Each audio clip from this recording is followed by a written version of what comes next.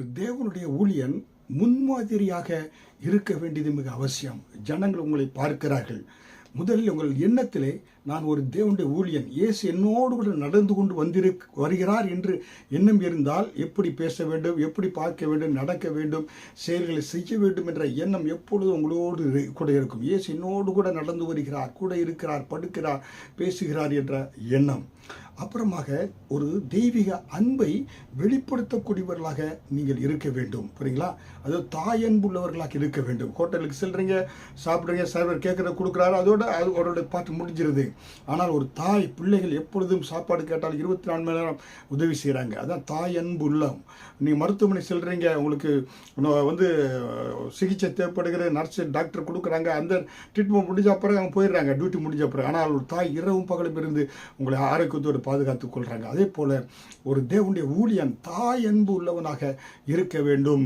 அடுத்ததாக பார்க்கின்ற பொழுது, ஏனென்றால் இயேசு சொன்னாரே, நானே நல்ல மேய்ப்பன் தன் ஆடுகளுக்காக தன் ஜீவனையே கொடுக்கிறார் என்று யோவான் 10வது அதிகாரம் வசனம் 11 முதல் 13 பார்க்கிறோம். இரண்டாவதாக பார்க்கின்ற பொழுது நமக்கு ஒரு தியாகம். புரியுங்களா?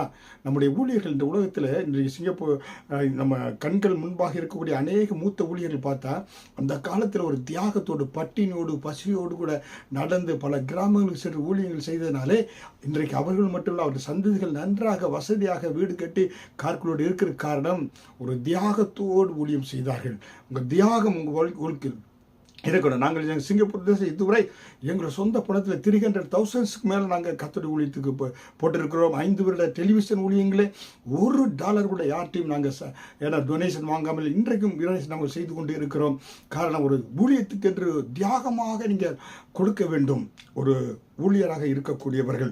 அது மட்டுமல்ல, விசுவாசம். கர்த்தர் என்னை போஷிப்பார். எந்த இடத்திலும் பாலைவனத்தில் விட்டாலும் அந்த இடத்துல ஊழியத்தை ஸ்தாபிக்க என்னால் முடியும், ஆண்டவர் எனக்கு உதவி செய்வார். யாரும் பாஸ்டர் டாக்டர் சீலா என்னோட ஒய்ஃபு சொல்லுவோம், எந்த தேசம் எந்த பட்டணத்தில் விட்டாலும் கர்த்தர் ஊழியத்தை நாங்கள் சிறப்பாக செய்ய முடியும். அந்த விசுவாசம், கர்த்தர் என்னோடு இருக்கிறார், நான் எல்லா காரியத்தையும் என்னால் என்னை பலப்படுத்திய கிறிஸ்துவால் எல்லாவற்றையும் செய்ய முடியும் என்ற அந்த விசுவாசம் உங்களுக்கு இருக்க வேண்டும். நான்காவதாக தரிசனம். மிக மிக முக்கியம்.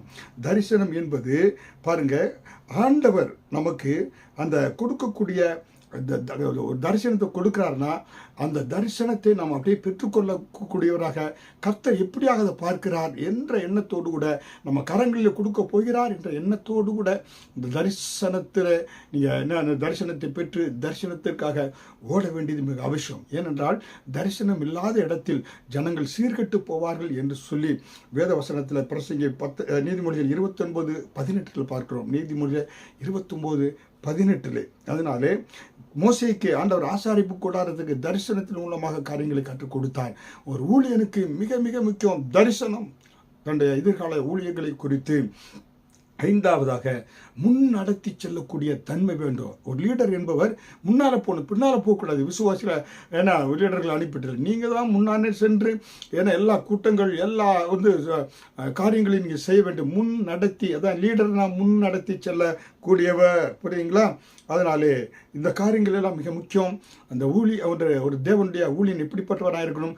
குற்றம் சாட்டப்படாதவனாக இருக்கணும், ஜாக்கிரதை உள்ளவனாக இருக்கணும், தெளிந்த புத்தி உள்ளவர்களாக இருக்கணும், யோக்கியதை உள்ளவர்களாக இருக்கணும், அந்நியர்களை உபசரிக்கக்கூடியவர்களாக இருக்கணும், போதக சமர்த்தனாக இருக்க வேண்டும், மதுபானம் குடிக்கக்கூடாது, சண்டை போடக்கூடாது, அடிக்கக்கூடாது, இச்சை உங்கள் வாழ்க்கையில் இருக்கக்கூடாது, பொறுமை மிக அவசியம்.